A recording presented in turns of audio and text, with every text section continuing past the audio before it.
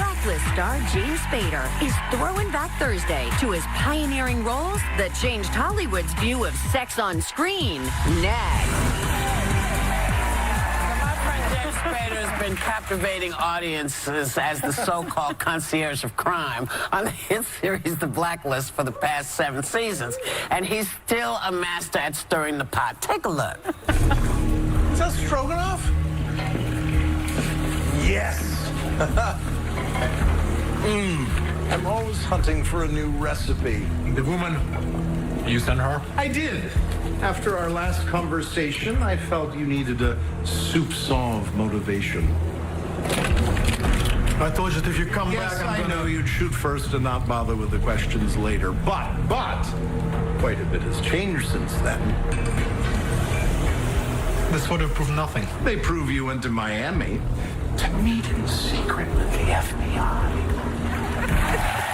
Please welcome James Spader.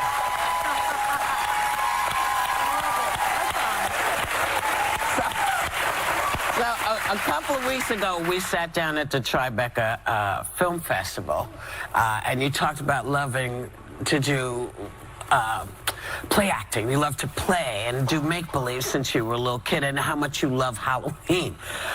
I know Halloween is coming. Everyone keeps telling me. So what's the plan for Halloween? It's come to sort of a tragic end for me, Halloween. It came to a tragic end last year. I've been raising kids for 30 years. I've always had a little kid in the house. Well, now the youngest kid I have is 11. Oh, that's your own children? Yes. Oh. And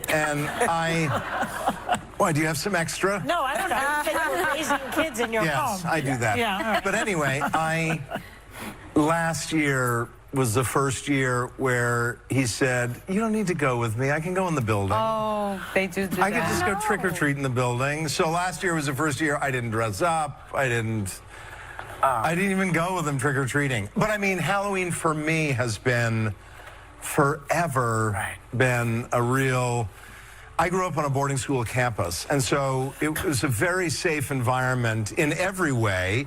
But for Halloween in particular, you could just sort of be let loose. So you could go trick-or-treating without your parents at a very early age. Yeah. Because you're just sort of going to Not anymore, though. I don't like that.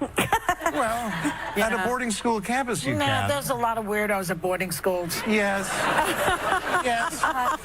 You're right about that. Yeah. But, when you grow up there, you know who those people are. So, this year marks the 30th anniversary of your great film, Sex, Lies, and Videotape. Yes. Yes.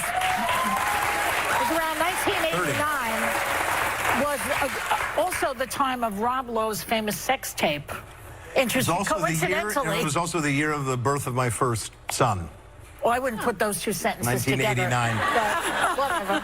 But, I think that year started a trend in sex tapes, though. Now, they're all over the place. Everybody's doing that, Did you feel at the time that it was some kind of a trend you were setting with that movie?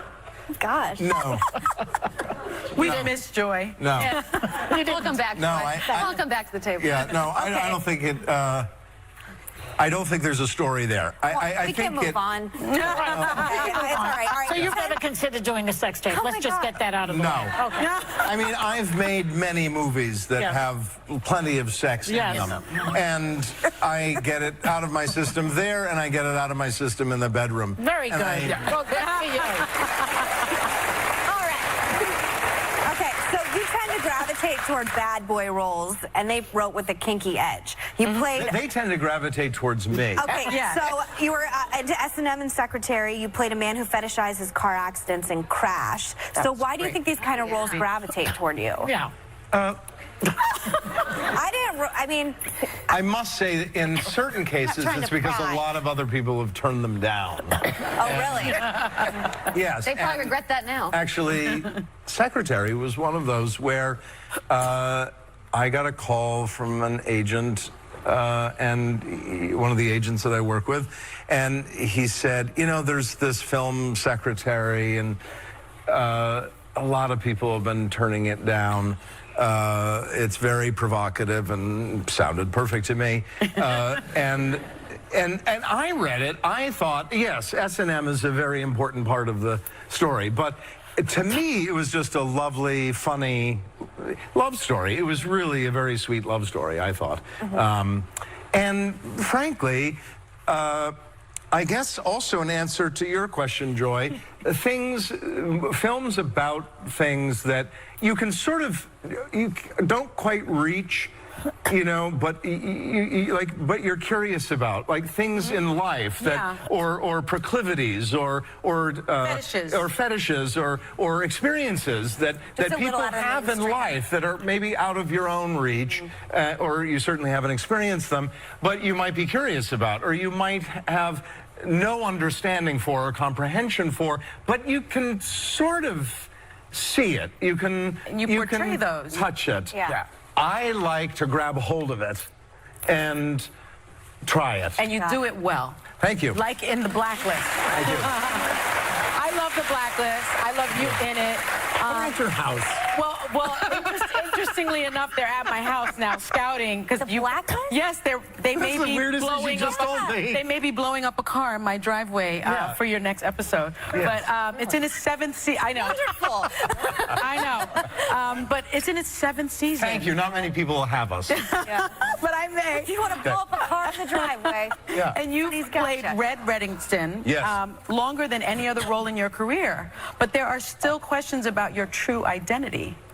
Yes. Are we going to learn something new? You know, you'll learn when it's the right time. I mean, you learn. It's been 7 seasons. Yes, but I mean, the viewers learn a great deal along the way.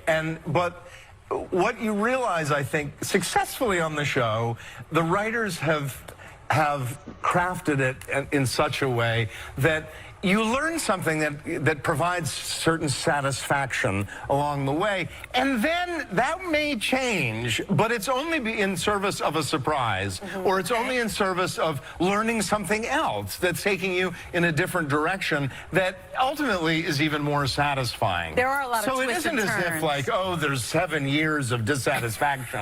You know, the show couldn't survive that. immensely So popular. it really has been a very deliberate and careful sort of parsing out of information at the right pace for us to be able to, frankly, stay on the air and still be interesting and surprising and curious. And as it always is. And it's good. And as you Thank you. always are. Thank you. There's never a dull moment watching you as an actor. I just say that actor to actor is never a dull moment. He's one of the best out there, and I'm so glad. Thank you. Our thanks to James Spader. The Blacklist airs Friday night. Check your local listings. We'll be right back. That's what we're doing.